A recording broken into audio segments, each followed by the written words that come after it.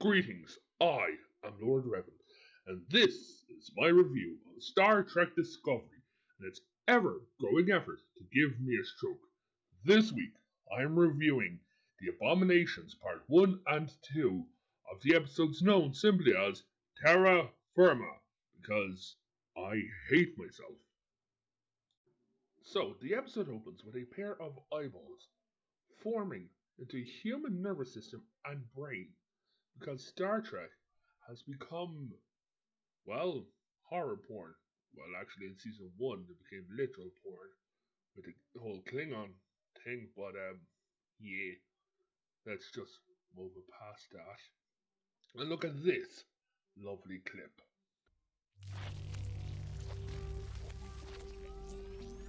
If you'd come to me sooner, I could have saved you a lot of trouble. I wasn't aware you had any medical training. Yes, well, So, Dr. Culber and Kovich are talking about what to do about Georgiou because she seems to be getting worse. Well, Kovich then explains that because it is stupid, there's not going to be any cure in either this room or this universe because you've searched every part of the universe, I suppose. He then opens a classified file. So after he opens a classified file, my question is, why are you opening it in front of a lieutenant commander who's just a doctor? Not security, nothing. Just a simple doctor who's a lieutenant commander at his age. The man should have basically gone for the commander's test. For God's sake, is he that lax in his own career that he doesn't want to progress? Oh, for God's sake. After they open up the file 4895 Omega, we see this blue alien in an early TNG uniform, Lieutenant Commander Yor. I'm sorry, Doomcock. I really am. I'm sorry to tell all of you guys proclaiming this is an alternate timeline. Sadly, you're all mistaken because it's this Yor instead of this Yor. I'm sorry, man, but you guys are wrong. This Kurtzman Trek is still. I can't even say it. So, it turns out that Yor actually comes from a universe that is being created. Well, it's the JJ verse that he's basically explaining. Here, listen to this. traveled forward from 2379 and across from an alternate universe created by the temporal incursion of a Romulan mining ship. So you're telling me that they have kept the same uniform in the JG universe when they have already started diversion from this universe, and you're saying that they have kept it all the way up until the 2370s? You're wrong there, Kurtzman, because in the JJ universe, they've already started diverging from this to this. Now, they look similar, the same enough, but they're different, which is the point, because they've already started diverging. And because you don't know your dates and you don't know your uniforms, let me, a little humble Star Trek fan, tell you something, Kurtzman. This uniform is early TNG, which means that this uniform is from 2363.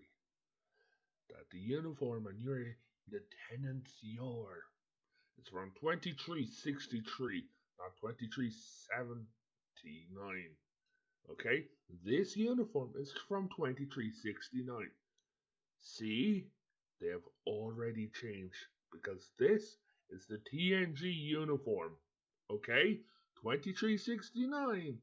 This is the uniform that they have used for 7 years of the TNG TV show.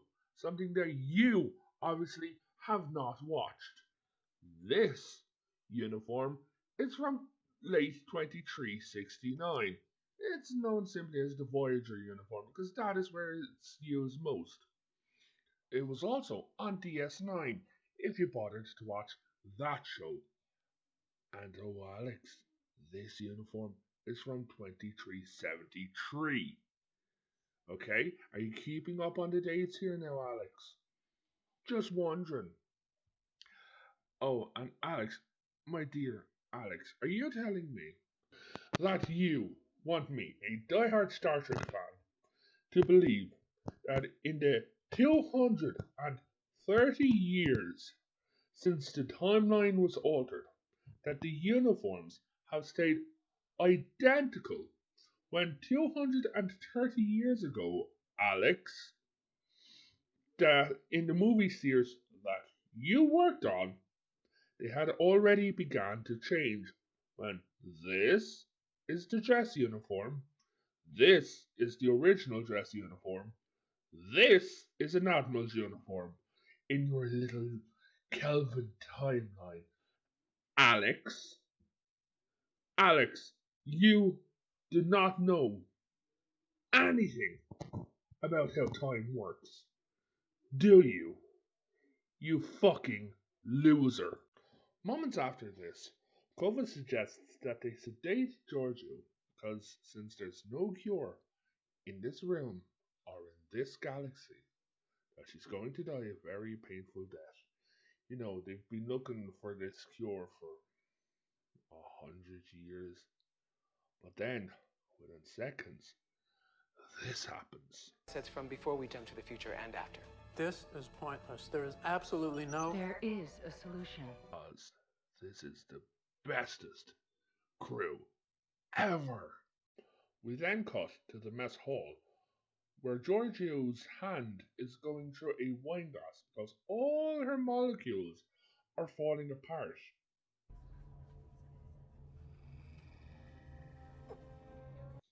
Now, my question is, if her molecules are falling apart like this, then why, when Tilly offers her help doing her daily tasks, is she able to do this? My hand is fine.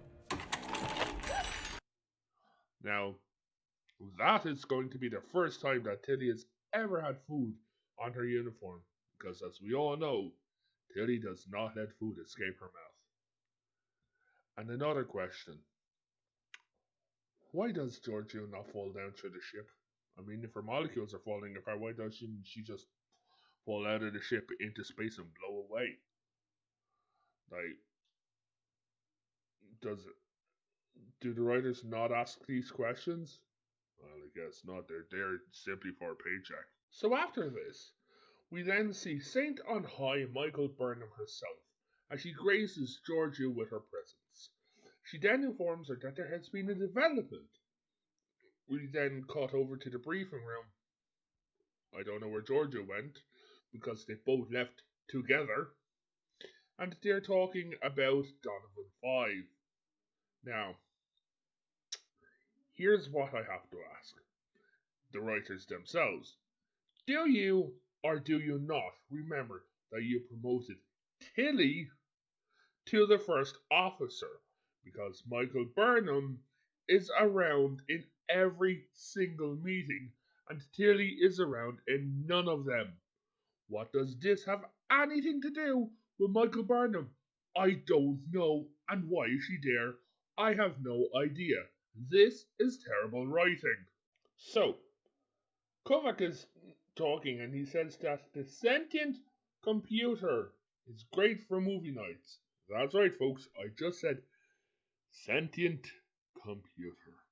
This crew has to be the smuggest crew in all of Star Trek. In all the 50 years, I have never met a crew as smug as these assholes. Michael Burnham is then talking down to an admiral after being, well, demoted a few days ago, maybe a week or two ago. Okay? She is also a known mutineer who got her original captain killed. Then her and her crew traveled to an alternate universe where she then proceeded to portray the evil version of herself, and then she helped bring back a space Hitler, a literal dictator who eats other races. She has brought her back, and this person is the good decisions that these people choose to follow. I have no idea why any of these people still have a ship or a job. This crew deserves to be fired out a fucking airlock. So, it turns out that there's only a 5% chance of saving the Empress of the Terran Empire on this planet, which Saru says with a bit of common sense. Said, I regret that this is an instance wherein the needs of the many must outweigh the needs of the one. Or, how did you actually put it, proper track? The needs of the many outweigh the needs of the few. So, unfamiliar with the word no, Michael Burnham asks, very confused face, Sir? And Saru says that the Emerald Chain is about to conduct military exercises as they do near Argot, and the entire fleet is being put on yellow alert. I really wish I knew what fleet they were on about, because from what we've seen, there's about 6 ships, and one of them is holographic. Also, aren't they running out of dilithium? I mean, how the hell does anyone have enough dilithium to do bloody military exercises when the whole thing went inert? Where are they getting all this dilithium from? Like, was it like, oh, let's have this dilithium going there, but nah, that hunk of dilithium over there, that's grand. So, Admiral Cuckold steps in, and he then asks where this planet is, to which Burnham, Saint on High herself, spews that it is by the Gamma Quadrant, just by the galactic rim, and where there is no Emerald Chain whatsoever. I have a question for you guys, which I asked a friend of mine today. Why have they not ripped out the spore drive, reproduced it, taken the blood sample of Stamets, sent out that specific genome to every single crew member on every single ship, and reactivated the fleet? Like, they could have rebuilt the Federation months ago if they had chosen to, but they can't, because Michael Burnham's little Fifi's might get hurt.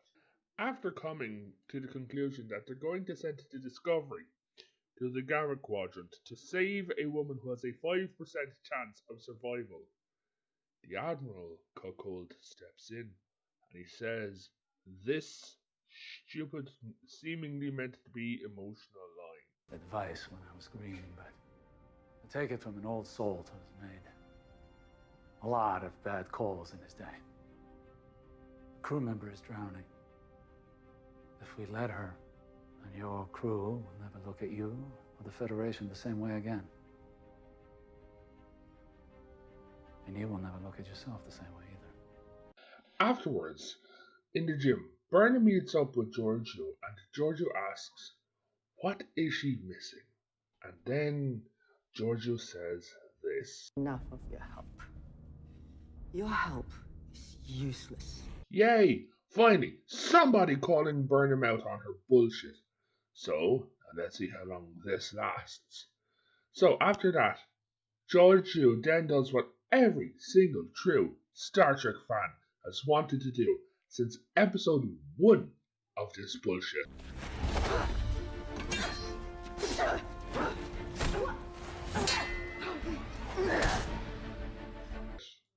But of course, Michael Burnham, Saint on High, the most sacred one, dodges every single move because she is the bestest ever.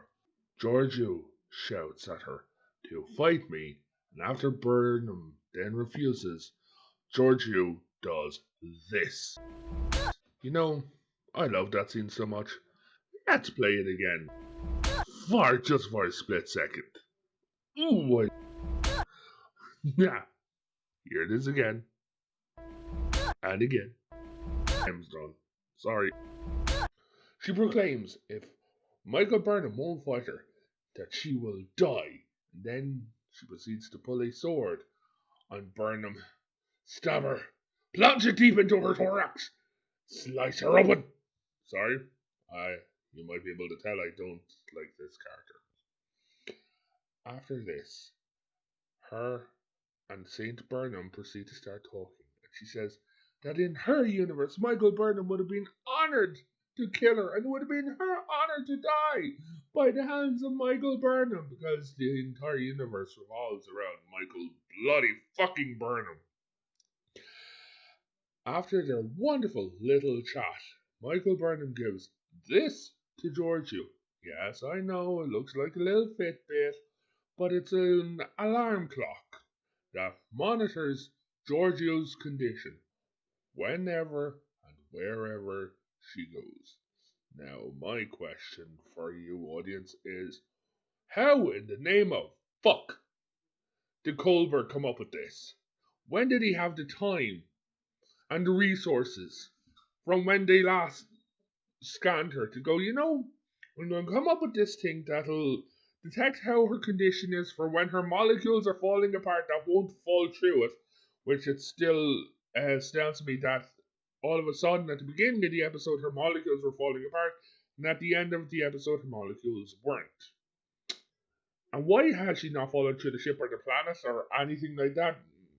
That's just logic. But at least she has a lovely little Fitbit that matches her outfit.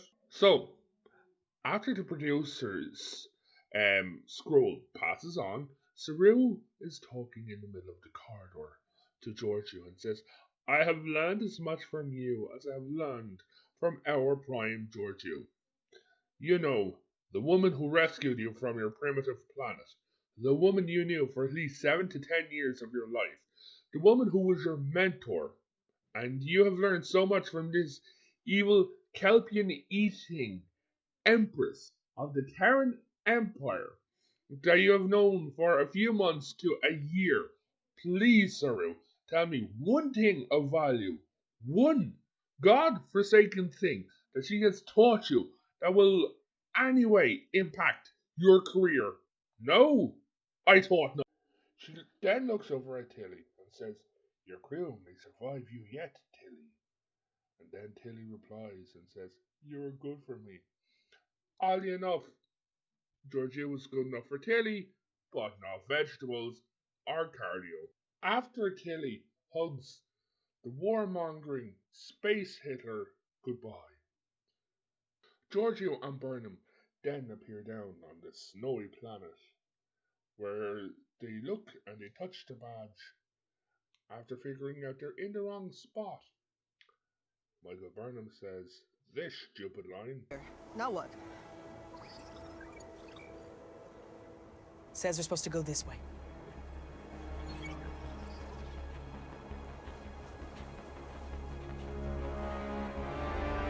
Okay, so if you knew you had to head this direction, you've got this little teleporter on your tit.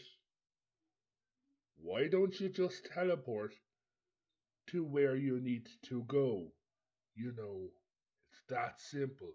And not walk a dying woman who's running out of time, God knows how far. Back on the USS Who Gives a Fuck, we see Stamets and Aja.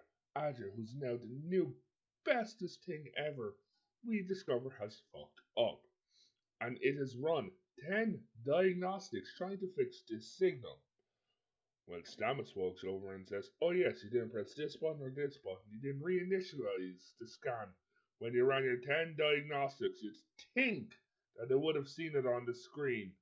But apparently not.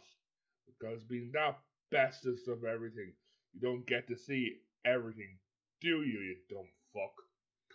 So, we then discover that Adria is distracted because Adria's boyfriend, Gray, is not talking to it.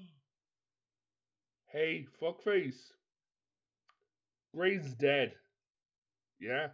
And that ain't how Trill fucking work. I think you're thinking about Avatar, The Last Airbender, or reincarnation. Because that ain't how this shit works, you dumb morons. They then look at the screen after they find out after about 2 seconds that the scan completes. Congratulations, numbnuts. You wasted everyone's time. And Stamets says, go and get Saru. He needs to see this. Isn't me or the Stamets constantly look high to you? Because he always looks half-baked to me. Anyway, walking down the hall, that is where we see Saru and Book, who informs him of his intentions to help out the crew. And then we get this scene. I'm listening. I'm hearing the Emerald Chain is getting ready for what they like to call training exercises. Only most times, it's not the train. That confirms intelligence we've already received. Hey guys, you already knew this. You and the Admiral were talking about this. That made it seem like all this information was confirmed. So Book basically told you information that you already knew, which means he's useless to you. Back down on the planet, we see Georgu and Burnham come up against, well, this is just stupid. Some guy called Carl. And what are you doing here? I'm Carl. So, back on the USS Who Gives a Fuck, we discovered that the distress call has actually been sent out by a Kelpian scientist who was trapped in the nebula for over 125 years. Now, all this information that they've just found, Saru and everyone refuses to tell the Admiral about what's going on. They're trying to make a good impression, aren't they? With the Admiral, because they keep lying to the man. They keep pissing him off. Like, he's going to pull that ship away from them. And I don't know why the ship is still intact, why the spore drive hasn't been, ripped apart and the crew being sent elsewhere. Down on Donovan 5, we see he has a magic door. What the fuck? And Giorgio has to step through this magic door. And where, oh where, Revan, I hear you say, does this door lead? Well, let us watch Giorgio step through the magic door, shall we? The land of make-believe.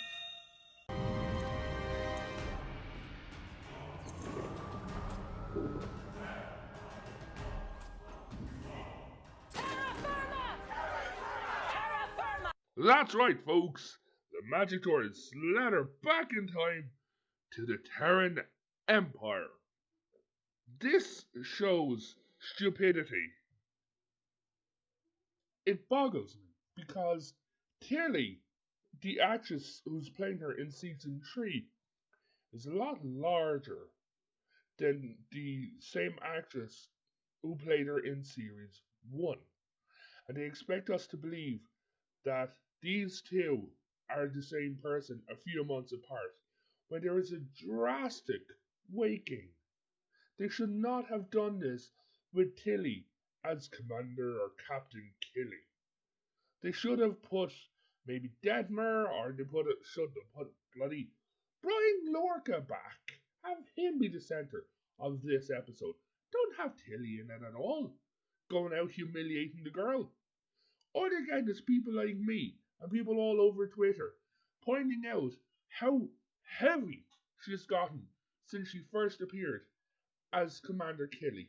Here's Commander Killy in season 1, and here's Commander Tilly in season 3.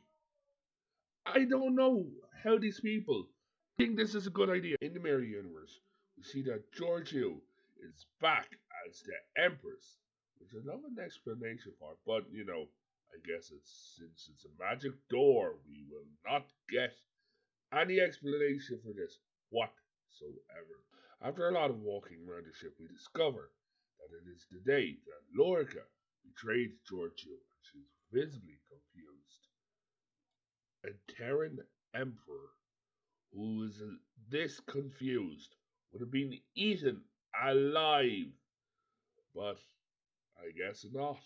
Hey, is it me or does the honor guard who follows Giorgio around everywhere have this weird letter fetish? I mean, everyone here appears to have it, since it's Giorgio who assigns the uniforms. Maybe it's Giorgio who has the fetish, which is freaking weird. Because this isn't the uniform that the Terrans were wearing a few years later, is it? And we learned the most shocking thing of all, that her daughter, Michael St. John High Burnham, has betrayed her. I am shocked. Shocked. Well, not that shocked. In the canteen, we proceed to get the longest titles ever in Star Trek history. Her Imperial Highness, Mother of the Fatherland, Overlord of Vulcan, Dominus of Kronos, Regina Andor, Emperor Philippa Georgiou Augustus Iaponius Centaurius. After this, we see Giorgio and Burnham sitting down together. We get to see how evil Burnham is because she has her legs spread, inviting us all in to have, I don't know, fun, taste. I don't know, bitch, close your fucking legs. After this, we get some stupendous acting from Michael Burnham when they're talking about painters and how wonderful this art from this planet who we've never seen is. Hey, I visited the family of artists you mentioned. Their paintings and sculptures are sublime. None like them anywhere, truly. And they will be all the more appreciated now that I blinded the artists and removed their hands. hey, Giorgio, you're from the future, yeah? Just, I'd like to remind you that you know everything that's going to happen. So, why don't you just turn around and order all the conspirators to be hung up by their ears and killed? You can do that, you know. You're the Empress. Do you know that you can do that? No? Okay. Then see Terran Saru, who offered Burnham a drink. She gets to smack it out of his hand, and Giorgio has a shocked look on her face. Bitch, you're just eating them about a year earlier. I mean, shut the fuck up. We're close to the end of this thing, and I've got a cold, so I'm just gonna skip around and jump into and jump. Okay? This is where we discover that they have made Giorgio into a Christmas ornament. Look at this fucking crown. I mean, it's showing the beginning of a Christmas tree. Like, does she sit up there and look down at all the little boys and girls opening their presents on Christmas Day? We discovered that the special surprise that they had for Giorgio is this ballet, where then we get this sort of alternate title. Overlord of Vulcan, Dominus of Kronos, Regina Andor, such gravis onus, Slayer of Klingons, Daughter of Rome. Which means that the Terran Empire is the Roman Empire's descendant. Hey morons, the Roman Empire were the people in it weren't that fucking evil. Though, like, this was a weird fan theory from years ago. And they decided to confirm it in this show that everybody hates. Alex, there's reasons why everyone hates you. You're the reason why your mother drank. After the titles and the weird ballet, we get this scene of Giorgio just looking like an holy Christmas ornament for a few minutes. And then she does this. From within.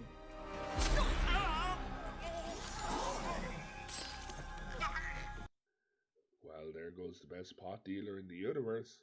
I'll tell you that. Don't know where we're going to have to go for our next pot. Oh well. In the hallway, we see that Michael Burnham is going off somewhere. Then we discover that Giorgio has actually known that Burnham was betraying her all along, which we already knew, and Burnham had already sussed out. After she orders Burnham to be disarmed, it honestly looks like her and not Pilot Chick are going to kiss. I mean, Like, is there something between them? Are they like fucking or something like that? Why are they standing so, looking at each other like this and standing so close?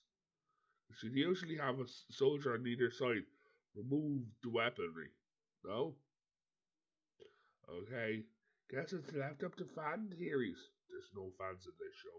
Giorgio decided, after all this, to near execute Burnham. And then we see this scene.